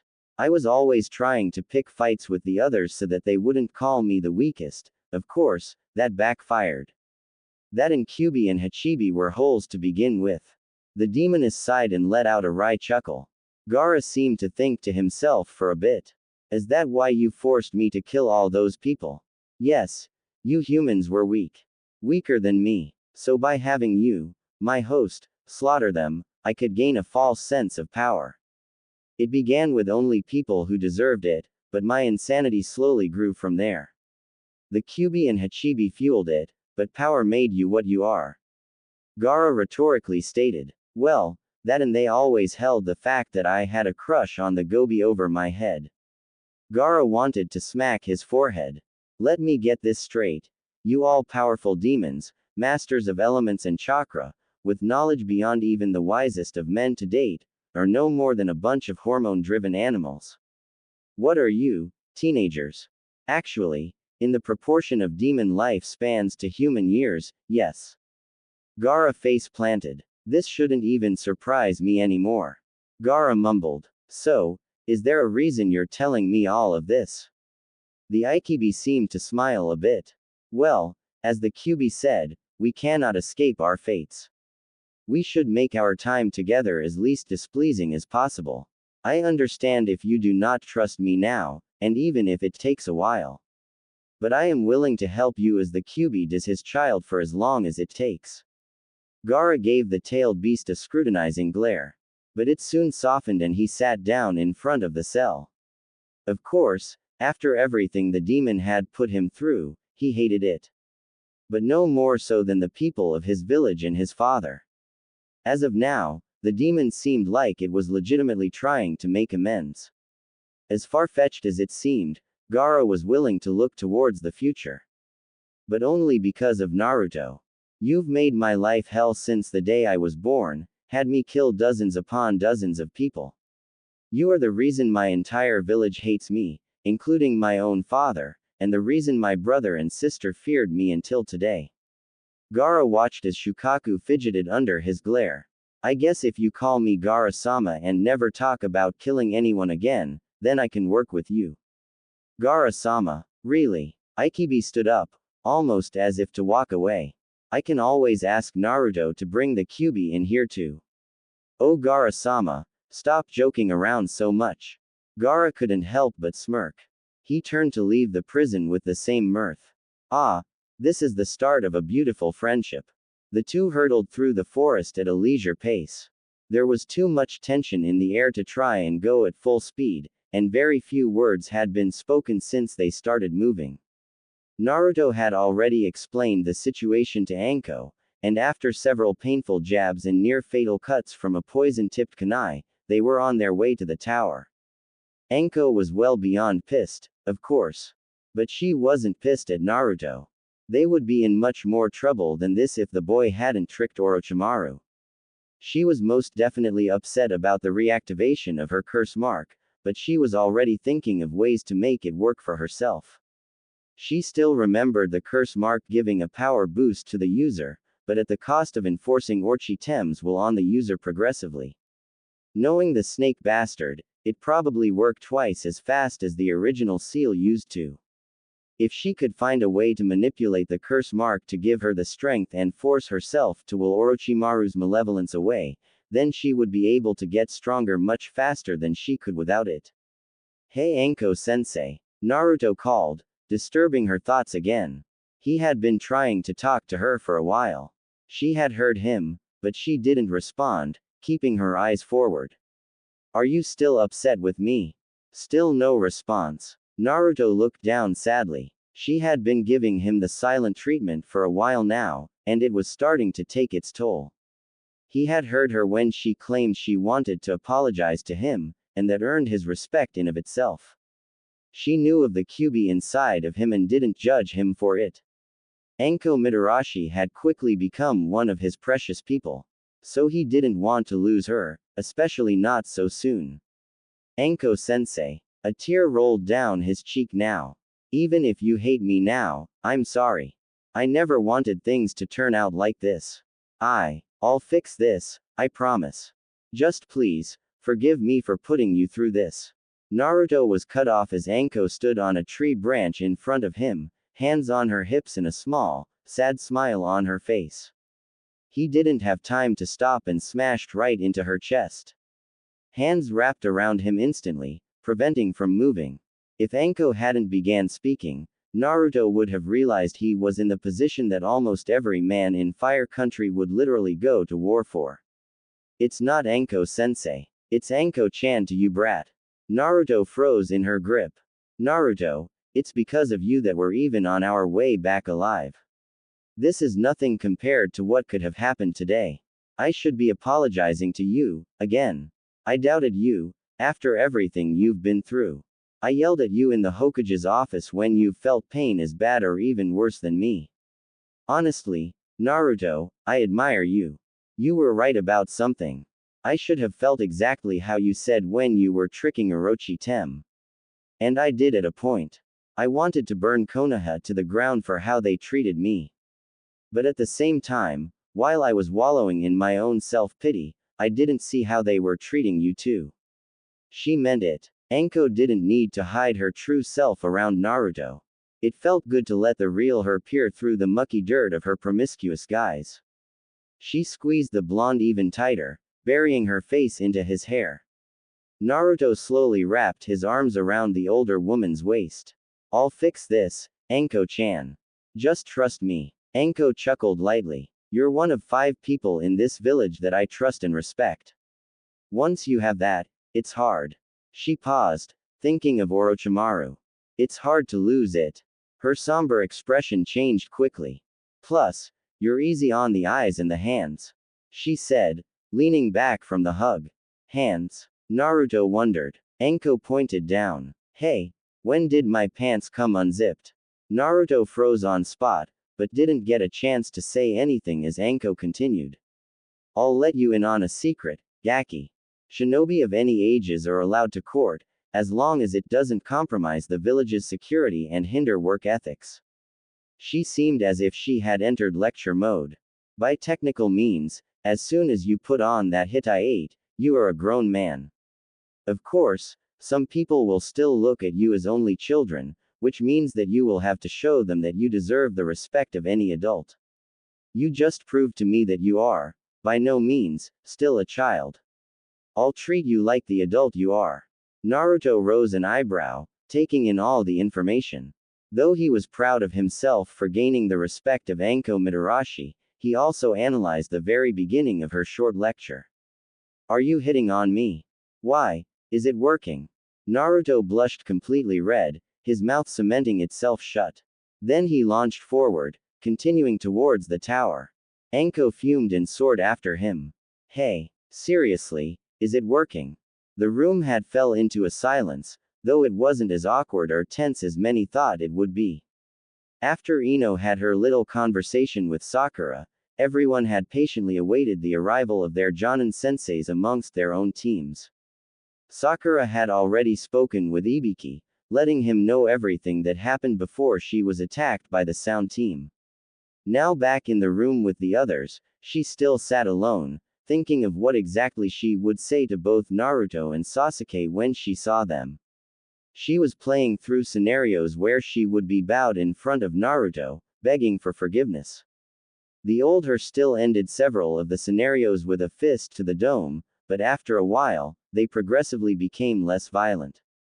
On the last of her inward scenarios, a teary-eyed Sakura's lips were only inches away from the lips of the blonde in question. You say who did the what and the where? She snapped her head up, noticing that she had momentarily fallen asleep. A few glances in her direction had her blushing and hiding her face. That never happened. It was just a dream. In the corner with Team 10, Shikamaru was surprisingly not sleeping. Instead, for the most part of the time that Ino had gone to talk with Sakura to the time that she had been back sitting with them, he had formulated a few thoughts away from the topic of what had transpired. Choji seemed oblivious to it all as he remained silent while eating his never-ending bag of chips. Ino. Shikamaru started. The platinum blonde looked up, startled to have her name called. She seemed to have been deep in thought, most likely like everyone else that sat quietly around the room. What is it, Maru-kun? She asked, almost giggling at the quick blush that formed on her surrogate brother's face. She had only used that nickname with the boy when she was either extremely happy about something or when she just wanted to mess with him. She would be using it a lot more often from then on. You're starting to act different. Like Hinata. Like Naruto. Hell, like damn near everyone now. What's your reason? He asked honestly. He made it a point to know when his sister was doing something potentially stupid, dangerous, and hopefully in this case beneficial to her overall as a person. Ino blushed slightly. It was as if Shikamaru had read her mind, but knowing the genius, he had probably just put two and two together. Even after her conversation with Sakura, she was still thinking of everything she wanted to do for herself and for the others. Ironically, even if off-characteristically, she had began to think of trying to befriend Naruto again. After what she had just seen happen, she wouldn't mind trying to talk to the boy to comfort him and find out what had happened. This line of thinking led to her wanting to change even more. She wanted to become stronger so that what happened in the forest of death wouldn't happen again, even if she didn't know exactly what happened. It still confused Ino. She knew she wanted to change, and yet, she still didn't know what type of path she was supposed to take. Was she supposed to get stronger for the sake of others? Was she supposed to change and become the kind-hearted young woman she knew she could be? I'm weak, Maru-kun. Weaker than I should be. Because of blindly following Sasuke and for acting like a pig head. She called, though with no remorse for herself and no sadness. She had already gone over this with herself several times, and no matter how many questions she came up with, she could never find the answers for herself. Ino knew she wouldn't run after Sasuke anymore, though she couldn't deny that she still had a small crush on him. The blonde knew she wouldn't go into situations without thinking anymore, that much was for certain. Her father had taught her a lot as a child, everything that she had thrown out the window when in the academy. It shouldn't have taken her until then to figure out that there was a reason for it. The fact that you can admit that means that you're not weak, Ino. He put an arm around her shoulder. Everything that you've just said even. It makes me think that you've hidden the real you from us this whole time. And if that's the case, I should hit you for making me and Choji deal with that fake you for all these years. Ino chuckled at Shikamaru as she leaned onto him. But how will I know if I've changed or not? I don't even know how. It's like Shikamaru just said. Choji spoke low, startling the other two. You've already changed, Ino. Even if you don't know what type of path you're supposed to be on yet, find one. If you can't go forward, go left. If not left, then right. If all the paths around you lead to nowhere, then blow a hole in the wall and make a different path. The portly pre-teen called with fire in his eyes. Ino and Shikamaru's sweat dropped at the passionate speech. Yeah, what Choji said. Shikamaru said with a small laugh. Ino, live your life. Me and Choji here will always support you, okay? Don't be afraid to talk to us, even if I try to blow you off for a nap. Yeah, what's with that? Ino called, pouting. And why are you being so non-Shikamarish right now? Shikamaru ignored the fact that Ino had given him his own category of lazy, but hell, it was well deserved. You're my big, little sister. What type of brother would I be if I didn't listen every now and then? You'd be the Shikamaru type brother. Choji called, once again indulging himself with the taste of barbecue chips. Shikamaru glared at his brother. Thanks a lot. Ino's giggles made the two smile. Thanks, both of you. I still don't know what I'm supposed to do, but I know I can never go back to how I was. Ino loved them. As rare as it was, this wasn't the first time Shikamaru and Choji had been there for her. Just like she remembered when Naruto had been there for her too. She had amends to make with people. And that, Ino decided, was going to be the first step down her own path. Looks like we've missed a lot. Team 8 looked up as they heard their sensei's voice. Asuma Sarutobi walked through the door, followed by Kurenai and Guy. The genin didn't respond how their senseis expected, being jumping up or at least acknowledging them more than they did. Instead, all of them looked over, didn't move, and then went back to conversing with one another. It even surprised Guy that Lee didn't greet him. It seems they are more troubled than we could have imagined. He stated as he saw Neji mumbling to his teammates and their solemn nods of agreement. Kurenai folded her arms and frowned as her gaze was on her own team. Hinata was sitting with her head leaned on Kiba's shoulder while Shino was next to them. It seemed as if they were speaking as well, and from the looks of it, Hinata was starting to open up again. She still wondered what happened to make the girl change in one night. Who could blame them? From what the Anbu reported, we may just as well have an S-class secret revealed here in front of everyone. The two men instantly dreaded what Kurenai had just said. If the secret of the Kyuubi was revealed to the children, who knew what they would say about them for keeping it secret, and even worse, what would they say to Naruto? Excuse us, but we would like to enter. The sound of a newcomer alerted the Jonin. They turned to see the Omegakure team, the genin with annoyed expressions and their sensei with a goofy grin. Train grit his teeth. Please, kill this man. If he speaks one more word about food, I'm going to shoot him myself. Fu, who loved ramen just as much as Naruto, had even had enough of the man's ramblings on donuts and meat buns. We'll explain to our cage that his death was his own fault. Not you too, Fu. Vash called, tears streaming down his cheeks as he hugged the young girl's leg. The Konoha Jonin all sweat dropped. And, who are you? Kurenai questioned. Vash was up as if nothing had even happened. Vash Strife of Omegakure. It's a pleasure to make your acquaintance. Just as Vash was about to put his hand out for a handshake, Yuryu kicked him in the back, sending him rolling into the room. The Konoha Jonin quickly stood aside, only for Kurenai to look down and notice Yuryu on one knee in front of her. Forgive my idiot sensei. It seems he still doesn't know how to treat a beautiful woman such as yourself. I am Yuryu Ishida, here to serve you in any way, milady. Kurenai blushed more from being a bit creeped out than from embarrassment. She was saved from further embarrassment as Fu once again shoved her stinger into Yuryu's side. Damn it, Yuryu, how many women are going to take a restraining order out against you before you stop doing this? In the room, Kiba rose an eyebrow. Who the hell is that flirting with Kurenai-sensei? They are from the Omegakure team that arrived here with us, remember? Shino stated. Hinata couldn't help but let out a small, cute giggle. Fu. 1010's voice rocked the room. Fu looked up just in time to squeak as a flying 1010 glomped her to the ground. Fu, I was so worried about you. 1010 cried with streams of tears pouring from her eyes as she rubbed her cheeks against Fu's. Fu patted the older girl's head. I'm fine, but you're crushing me. A shadow loomed over the two, making them pause until they saw Train leaning over them, a cat-like smirk adorning his face as his eyes glowed that unearthly yellowish gold. Fu and 1010 yelped and dashed into the room, hiding behind Vash as he was now standing. What's with those creepy eyes?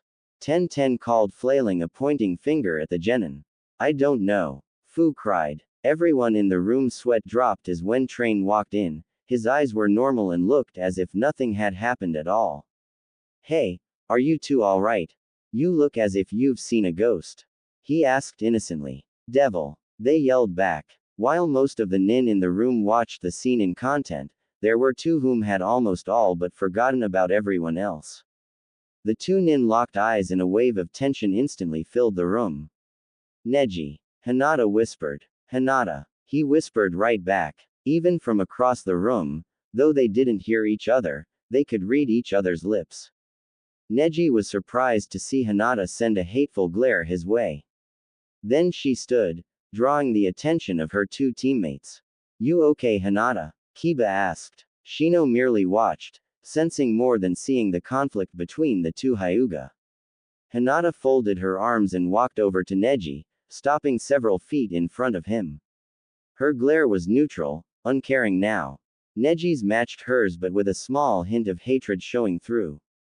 And who do I owe to have the Hyuga heiress herself gracing a branch member like me with her presence? He spat with malice. If you would open your blinded eyes, you would see that I have never claimed the main branch. Neji was taken back by the tone in Hinata's voice. Oh, has the pathetic excuse for a Hyuga finally grown a backbone? No, that's impossible. Someone as pathetic to the main and side branch as you could never hope to change. You can only fall further. The statement made Hinata's eyes flicker with the Byakugan for a brief moment. Your words will no longer affect me, Neji. If you wish to continue to belittle me, then prove you are stronger. Otherwise, keep your own pathetic bullshit to yourself and have the decency to hold your head high in the presence of both the side and main branch.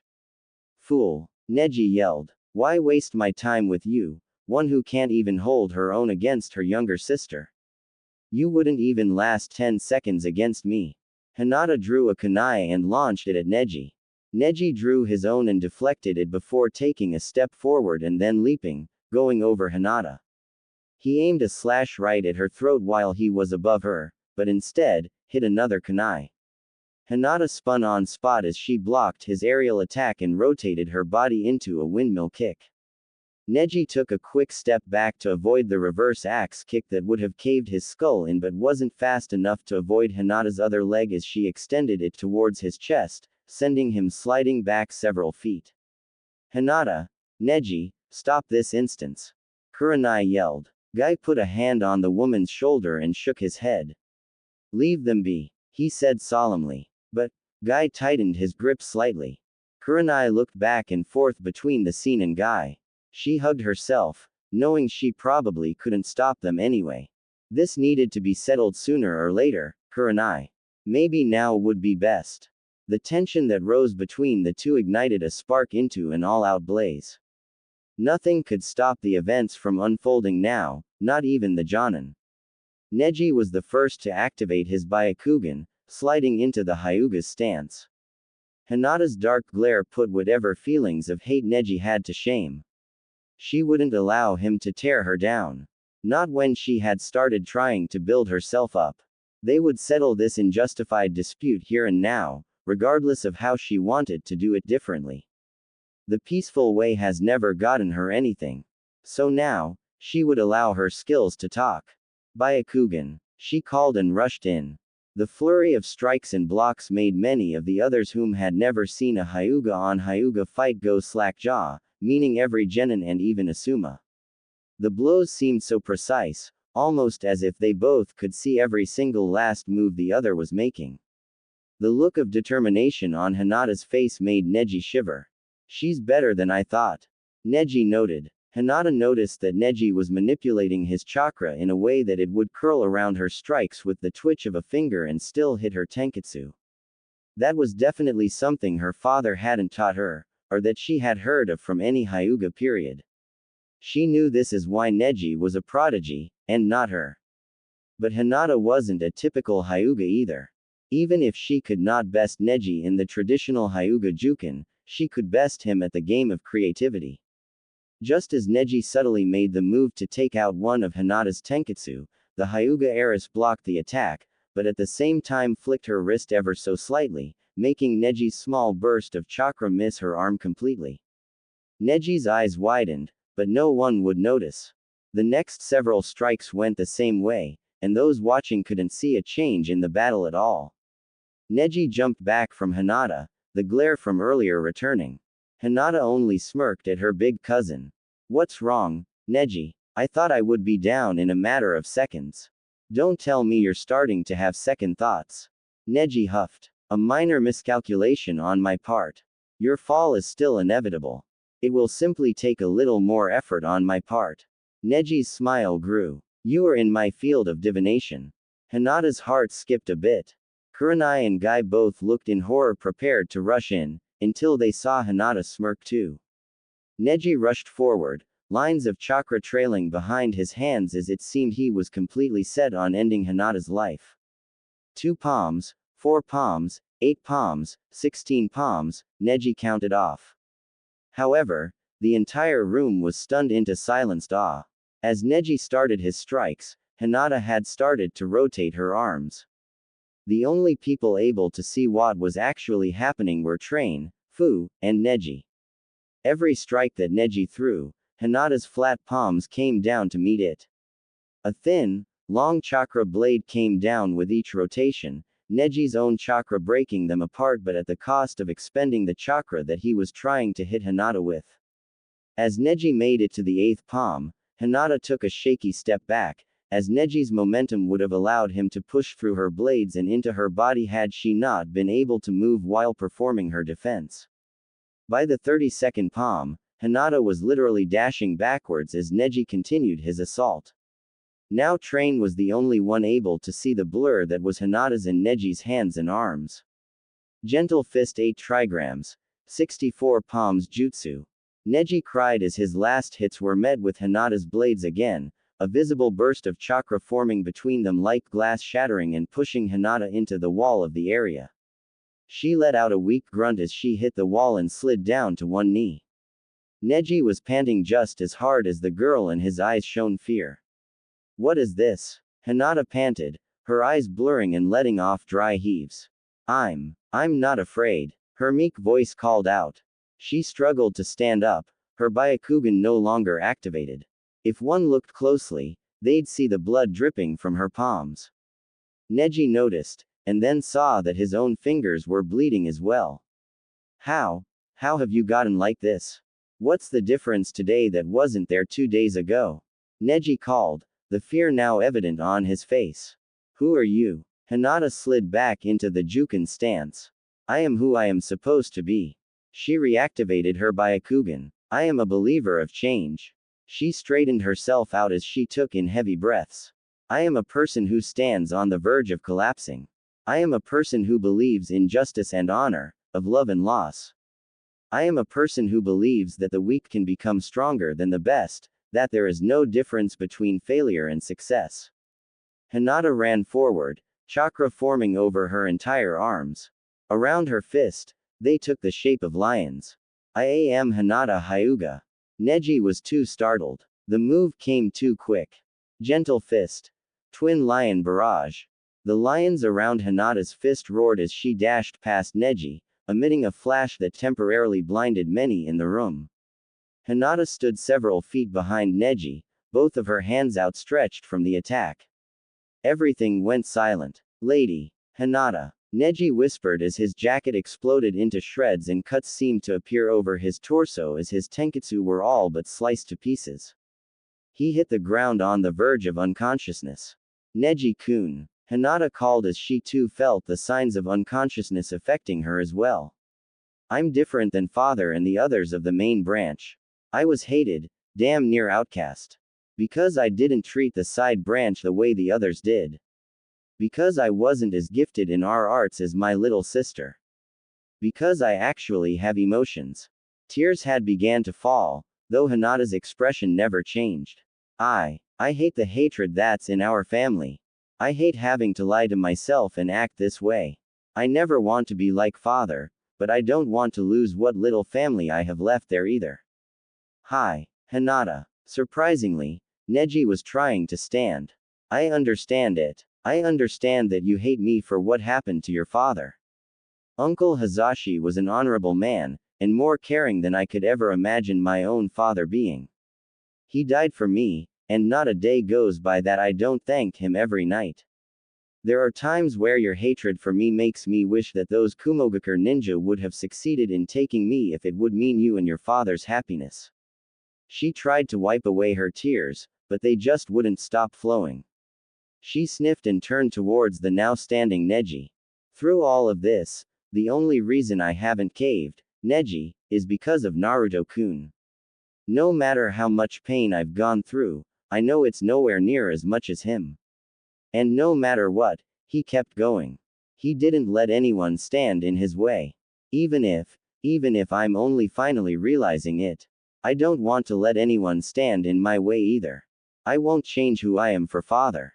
I will continue to be who I am, and I will get stronger on my own, with the help of friends. If you wish to kill me still, then Hinata once more took a fighting stance. Then I will fight you until my last breath. That won't be necessary. Neji called, seeming to have caught his breath, regardless of how much his body was in pain. I see you, Hinata-sama. Neji smiled warmly and Hinata gasped. Neji-kun. By the looks of all around, they didn't understand what was going on. Only Tenten and Kurenai could decipher the meaning. Are we missing something? Fu asked her bun-haired friend. Yeah, Neji-kun said he could see Hinata-chan without the Byakugan activated. Within the Hyuga clan, it's the utmost sign of love and respect. It means he can see the real her now. Tenten's own anxiety from just watching the fight seemed to be fading away now. Hinata-sama, I've seen how your father and others treat you. Only now do I see what that truly means. My anger was wrongfully pointed at you. The kidnapping was not your fault, and at the time you could do nothing. You are hated by the main branch, and I added to that hatred with my own. I could never have seen the things you have been going through with my own callous revenge on my mind. Neji slowly walked over to Hinata, the younger girl looking up at her big cousin with a worried expression. Neji put one hand behind Hinata and hugged her. Why is it now, only after we have gone too far, that I understand this? Hinata-sama, I could have harmed you, you could have harmed me. Yet you didn't. Neji-kun, you didn't use the Kaden. I knew you had the power to change too. I could never hate you. Hinata leaned her forehead on Neji's bare shoulder. I am glad, Hinata-sama. Neji finally lost consciousness, slumping forward onto Hinata. Hinata unsteadily caught the teen. I'll take him, Guy said, at their side in the blink of an eye. Hinata relinquished Neji to Guy and wiped the rest of the tears from her face. She took one unsteady step before almost falling out too. Thankfully, Kurenai, as well as Fu, Ino, and Tenten were there to catch her. Thank you. Hinata whispered the girls. She had put her all into her defense against Neji's 8 trigrams. Then she went even further to use another of the techniques that she had created and that had drained her chakra reserves even further. No, Hinata, thank you. Tenten said. Tenten could feel it. She could feel the change in Neji. She had never, ever, seen Neji smile. Not his usual arrogant smirks, but the genuine smile he had shown to Hinata. She blushed, realizing that she couldn't wait to be the one to receive a smile like that. This is going to change everything. This makes absolutely no sense. Ibiki held his head in frustration. Well, if you can't trust me, maybe you're really in the right profession. Anko's almost eerily calm tone made Ibiki look her in the eyes. He knew that tone. It was a mix between her being annoyed and hurt. I'm not saying that I don't trust you, Anko. It's just that your story has holes in it. Just because you and the kid went to have a talk doesn't make you coming back with signs of a struggle any more understandable. That was an understatement. The two looked like they'd been through a hurricane, with pieces of grass and bushes in their hair, clothes askew and torn. We got a bit rough, but it was nothing my little Naruto-kun couldn't handle. Anko called, pulling the blonde close to her. Naruto for his part could do nothing but blush and hope that their half-truths would be enough to fool Ibiki. As soon as they had reached the tower, Anbu escorted them to the real Ibiki, wherein he asked too many questions for Naruto's taste. Thankfully, Anko knew how to deal with Ibiki and was able to keep what really happened hidden for the most part. Naruto himself told Ibiki of Orochimaru being in the forest, which was already well known. However, they left out the part about the Kyuubi, and Anko's seal being reactivated. Other than that, they told Ibiki that Anko had gotten a bit upset, and a bit frisky, leading to Naruto having to fight halfway back to the tower. After several gut-twisting minutes under Ibiki's scrutinizing glare, the two were released. Now walking towards the main room where everyone else was, Naruto let out a sigh. Unbelievable. And here I thought the fox was the trickiest thing alive. Whatever. Be grateful that worked, because if Ibiki would have found out the truth, we'd both be locked away for a long time. Besides Orochimaru Tem and Hokage Dono, Ibiki-sama is the only other person I'm afraid of. Naruto paused his retort when they came to an intersecting hall and two people came around a corner. Anko stopped too, looking between the two and Naruto curiously. Naruto's face dropped to neutral, a mask going up just like that. Naruto, Anko-san, glad to see you two are okay. Kakashi smiled at the two while Sasuke stood next to him, unable to make eye contact with Naruto.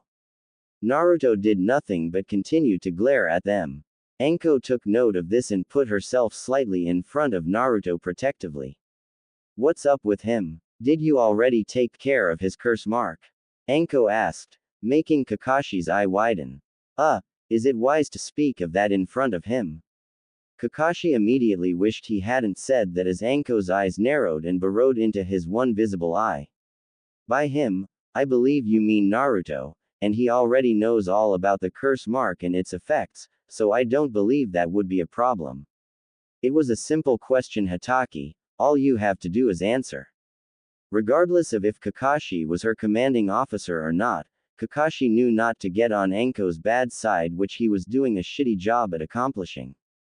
Kakashi looked past Anko to see the glare Naruto himself was leveling at him. It made Kakashi feel bad for a second, and reminded him of everything Sasuke had said back in the hidden room. He sighed and explained the process of applying the overseal and what they hoped it would do for a while. The whole time Anko kept Naruto behind her, though she could feel him shifting and could only guess that he was trying his hardest not to attack Kakashi and Sasuke. Naruto, if it means anything at all, I'm sorry. Sasuke said when Kakashi was done talking to Anko. Yeah, sorry you got put in your place when I wouldn't boost your shitty ego. Naruto spat back in anger. Sasuke almost flinched, but knew the outburst was well worth it. I don't know if you remember what we said on the bridge in Wave Country, Naruto. Naruto's eyes snapped open and his expression softened just a bit. Back then I said I didn't know why I jumped in the way of those needles to protect you. But that was a lie. I still remembered when me and you were best friends, before what happened to my family. And even though we drifted apart, you told me that we were still friends in the forest. The night before Zabuza attacked us, we promised we would stay alive and protect each other. We promised that we would never lose to anyone else so that we could be the ones to beat each other, though I still don't see how that's going to work. I beat you and you beat me. Naruto whispered, speaking the words he had said that night. Sasuke smiled a bit, seeing as he seemed to be getting through to the blonde. I still don't see how that sounds homo either. Really? Think about it for a second. Naruto chuckled a bit and smiled sadly. He had to admit that he had forgotten about everything he and Sasuke promised each other back then. Somewhere along the line, their friendship had become strained until it was finally non-existent. The fact that Sasuke was reminding Naruto of the past now reminded him that they were indeed supposed to be friends. Of course, Naruto wasn't going to just instantly up and forgive Sasuke, especially after he attacked Kin and Fu in the forest, but he wasn't going to stay mad at him forever either. Look, I'll forgive and forget on one condition. Naruto said. What? Stop it with the goddamn ego. I get that you like being stronger than most genin, but when you need to rub it in everyone's face, it just pisses people off. Besides, I'm still as strong as you, or maybe stronger now. Sasuke rose an eyebrow at that, but when remembering what happened in the Forest of Death, couldn't deny it. Yo, if you two are done making up, I'd like to go take a bath and a nap, so let's get moving please. Anko called, continuing down the hall. Wow, the legendary Anko Mitarashi just said please. That's a first. Naruto faked surprise while Sasuke and Kakashi stood with wide eyes when Naruto taunted the exact same Anko Mitarashi he was talking about. Anko just smiled. You know, Naruto-kun, I was going to let you take a bath with me. I guess since I can't say please, I won't be asking you to join me either. Jaws hit the ground as Anko walked away with a seductive switch in her step, Naruto included. Dude, you just up. Sasuke deadpanned. Like hell I did, Naruto shouted before running to catch up with the special Jonin. When they reached the room, all eyes fell on them. He could tell there was a bit of tension, and his curiosity rose when he saw a tired-looking Hinata and an unconscious older-looking male Hinata-type person, aka Neji. Naruto-kun. Two separate shouts of the same name drew his attention a second too late. Tenten and Fu both flew through the air and landed on top of Naruto. Anko had been smart to take a short step to the left to avoid the flying pair of kunoichi. And just like that, the tension was broken. We were so worried about you, dude. What the hell happened back there? Fu cried into the crook of his neck. Yeah, why'd you run off on us like that? Tenten cried while crushing him against her chest. He was starting to get used to finding himself in positions like that. Not too long after, and Hinata and Ino slowly made their way over. I'm glad you're okay, Naruto-kun. Hinata said weakly. It was evident that she was still tired, seeing as she held back the urge to strangle both Fu and Tenten for being on top of Naruto. Hey, Naruto, I want to talk to you about something later. Ino spoke from Hinata's left. Hey, why does Naruto have an entourage? Kiba yelled jealously. Quote. How the hell did you use that word right? Shino questioned. Anko smirked, but a tick mark was clearly visible on her head. So Naruto, since when have you been this popular with the ladies? The tone in Anko's voice made Tenten and Fu leap up in surprise. They hid behind Ino and Hinata. She's creepier than Train, Fu said, Tenten nodding her agreement. Anko winked at Hinata, receiving a small giggle from the girl. Naruto, what happened in the forest? Choji was the first to ask the question that had been lingering in the back of everyone's minds. For the first time, Naruto noticed all eyes on him. However, he also noticed when some gazes shifted to Sasuke and began to turn into scowls and glares. Hey, easy guys. Sasuke wasn't entirely at fault in the forest either. Naruto explained. The skeptical looks on everyone's faces told Naruto that they had a hard time believing that, but no more so than the completely evil looks coming from both Fu and Tenten. From the looks of it, Naruto could tell Tenten was only seconds away from launching every weapon on her person at Sasuke. This is going to be pretty hard to explain, especially since I can't really tell you guys what happened to Sasuke. Just know that there's a weird mark on him that makes him go crazy. What mark? Where'd it come from? Why does it make him act crazy? The questions came instantly and all at once. This time the Jonin calmed down the genin with simultaneous releases of ki. All eyes fell on the Jonin sensei and Naruto's side in relief. At least that was one thing he didn't have to explain. What he did intend to explain though would probably suck worse than trying to explain Orochimaru and the war.